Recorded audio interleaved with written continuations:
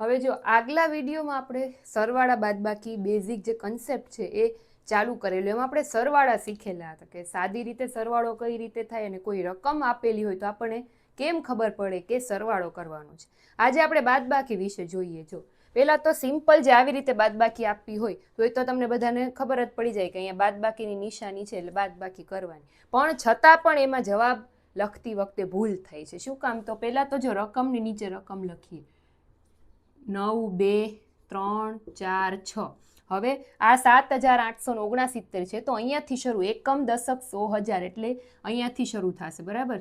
7, 8, 6 અને 9. ઘણા લોકો અહીંયાથી શરૂ કરે એટલે પછી જવાબ ખોટો જ આવવાનો, સમજાણું? અને અહીંયા માઇનસની નિશાની. ચાલો હવે બાદબાકી કરીએ. તો આપણે નાના હતા ત્યારે શીખી ગયા છીએ બાદબાકીમાં કે 6 માંથી 9 ન જાય એટલે આપણે શું લઈએ તો કે દસકો, 10 લઈએ ઉપર, 10 ને 6 16, 10 લીધો, અહીંયા 10 લખ્યા, પછી 10 + 6 કરવાના એટલે 16 થાય. 16 માંથી પછી 9 બાદ કરવાના એટલે કેટલા વધે? જો મોઢે ના ખબર પડે તો કાં વેઢાથી ગણજો ને કાં લાઈન કરીને ગણજો. 16 માંથી 9, જો આપણે હું લાઈન કરીને તમને શીખવાડું, 1, 2, 3, 4, 5, 6, 7, 8, 9, 10, 11, 12, 13, 14, 15, 16. 16 લાઈન કરી આપણે. બરાબર? એમાંથી આપણે 9 કાઢી નાખવાના છે એટલે 1, 2, 3, 4, 5, 6, 7, 8, 9. 9 નીકળી ગયા તો કેટલી લીટી વધી? 1, 2, 3, 4, 5, 6, 7. એટલે અહીંયા કેટલા આવશે? 7. આવી રીતે કરી નાખવાનું. શરમાવાનું નહીં, એમાં ન આવડે તો લાઈન કરીને લીટા કરીને કરી નાખવાનું તો જવાબ પરફેક્ટ આવે એમ.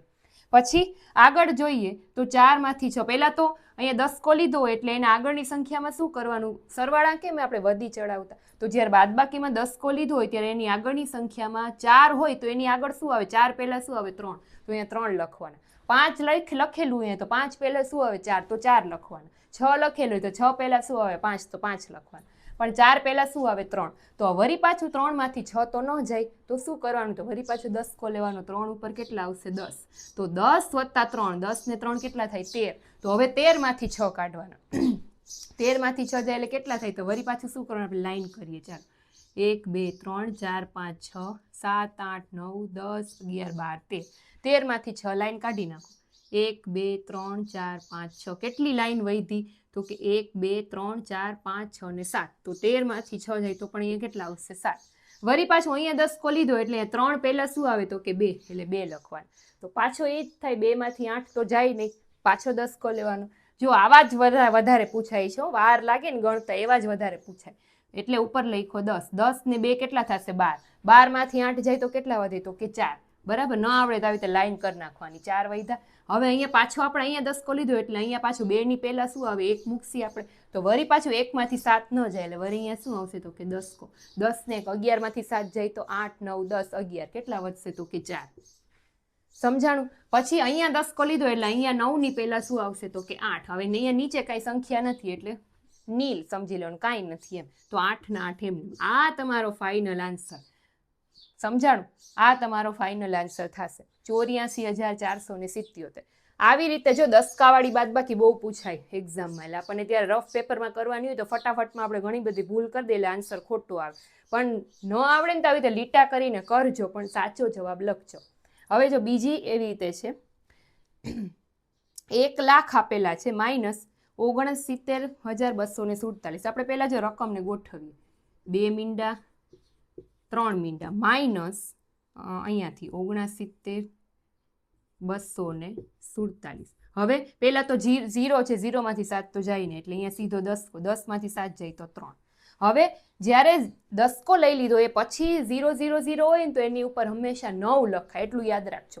આપણે અહીંયા કેમ કરતા કે દસકો લીધો હોય તો આગળ કોઈ સંખ્યા આપી હોય તો એની પહેલાંની સંખ્યા લખી, પણ જ્યારે દસકો લીધો હોય અને એની બાજુમાં 0 આપેલો હોય ત્યારે હંમેશા એની ઉપર 9 લખવાના. તો આ 0 ની ઉપર શું લખાશે? 9. 9 માંથી 4 જાય તો 5, 6, 7, 8, 9. કેટલા વધશે? તો કે 5. વળી અહીંયા પાછો 0 છે, વળી એની ઉપર 9 લખવાના. 9 માંથી 2 જાય તો 7. વળી અહીંયા પાછો 0 છે તો એની પાછળ પાછો એની ઉપર 9. 9 માંથી 9 જાય તો 0. પાછો 0 છે તો વળી અહીંયા 9. 9 માંથી 6 જાય તો કેટલા વધે? તો કે 3. અને અહીંયા શું છે તો કે 1 છે. તો હવે તમને બધાને એમ થાય એક એમને એમ રાખવાનું, ના, આ બધા 10 જ કહેવાય. એટલે 1 ઉપર 1 પહેલા શું આવે 0 કરી નાખવાનું. એટલે અહીંયા 0 એટલે કાંઈ ન લખો તોય ચાલે, 0 લખો તોય ચાલે. આ તમારો જવાબ 30,753. સમજાણું? 10 લીધો હોય ત્યારે બાજુમાં જો 0 આપેલા હોય તો એ બધાની ઉપર 9 આવશે, અને એના પછી જો કોઈ સંખ્યા હોય તો એની પહેલાની સંખ્યા લખવાની. ચાલો, સમજાઈ ગયું આટલું? સાદી બાદબાકી સમજાણી. હવે આપણે એક રકમવાળી બાદબાકી લઈએ.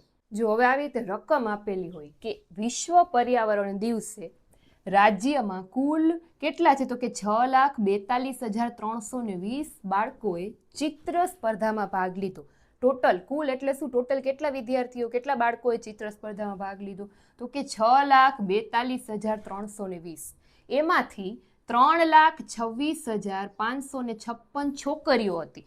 ભાગ લેવાવાળા જે ટોટલ બાળકો હતા એમાંથી આટલી છે છોકરીઓ હતી. તો તમારે ચિત્ર સ્પર્ધામાં ભાગ લેનાર છોકરાઓની સંખ્યા છે એ કેટલી એ શોધવાની છે. તો આપણને ખબર પડે કે આમાં બાદબાકી કરવાની. કઈ રીતે ખબર પડી તો કે ટોટલ બાળકોની સંખ્યા આપી છે, એમાંથી છોકરીઓની સંખ્યા કહી દીધી છે કે આટલી છોકરીઓ હતી, તો છોકરાઓ કેટલા તો કેમ ખબર પડે? ટોટલ બાળકોમાંથી છોકરીઓ આપણે બાદ કરી કાઢી નાખીએ તો ખબર પડે ને કે જે વધેલા છે એ છોકરાઓ હતા. સમજાણું? એટલે બાદબાકી કરવાની. તો જો લખો અહીંયા પહેલા 6,42,320 માઇનસ 3,26,556. ચાલો બાદબાકી 0 છે એટલે 10. 10 માંથી 6 જાય તો કેટલા આવશે તો કે 4. પછી અહીંયા 10 લીધો એટલે એની આગળની સંખ્યા 2 છે તો 2 પહેલા શું આવે 1. બરાબર? આગળ મેં જેમ શીખવાડ્યું એમ. હવે 1 માંથી 5 તો જાય નહીં, તો વળી પાછું અહીંયા 10 ને 11 માંથી 5 જાય તો 6.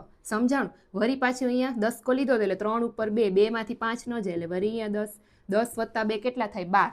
12 માંથી 5 જાય તો આવશે 7. અહીંયા 10 લીધો એટલે વળી 2 ની પહેલા કઈ સંખ્યા આવે તો કે 1 લખવાનું. તો પાછું 1 માંથી 6 ન જાય, પાછું અહીંયા 10 ને 1 11 માંથી 6 જાય તો કેટલા વધે તો કે 5. હવે અહીંયા 10 લીધો એટલે અહીંયા 4 પહેલા કઈ સંખ્યા આવે તો કે 3. હવે 3 માંથી 2 જશે, 3 માંથી 2 જાય તો કેટલા વધે 1. બરાબર? હવે તમને એમ થાય કે અહીંયા 10 લીધો, અહીંયા 3 લખી નાખે તો આને કઈ કરો ના, બસ હવે આને જેમ છે એમ જ બાદબાકી કરી નાખવાની. 6 માંથી 3 જાય તો 3. સમજાણું? 10 લીધો હોય એના પછી એની આગલી સંખ્યા લખી નાખ્યું, એ બાદ થઈ ગઈ હોય તો પછીની જે સંખ્યા હોય ને એમને જ બાદ કરવાની. તો જવાબ કેટલો આવ્યો તમારો તો કે 3,15,764 કોણ હશે? ચિત્ર સ્પર્ધામાં ભાગ લેનાર છોકરાઓ. હવે તમને એમ થાય ને કે મારો જવાબ સાચો હશે કે ખોટો, તો એના માટે તાળો મેળવવા માટે શું કરવાનું? તમારે છોકરાઓ પ્લસ છોકરીઓની સંખ્યા પ્લસ કરી નાખો. જો ટોટલ આટલો આવતો હોય તમારો જવાબ સાચો. સમજાણું? આ 3,15,764 આવ્યા એમાં તમે આને પ્લસ કરી નાખો, આટલો જવાબ આવતો હશે ટોટલ બાળકો, તો આ તમારો જવાબ સાચો. એટલે આવી રીતે ખબર પડે કે બાદબાકી કરવાની છે. ખાસ બાદબાકીમાં દસકા લેવામાં, બરાબર, અને આગળની સંખ્યા લખવામાં ખાસ ધ્યાન રાખજો, કેમ કે એમાં જ વધારે ભૂલ થતી હોય છે.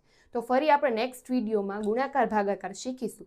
એના માટે નવા હો તો ખાસ ચેનલને સબસ્ક્રાઈબ કરી લેજો અને વિડીયોને શેર કરજો અને મારી સાથે આ સિરીઝમાં જોડાયેલા રહેજો. Thank you.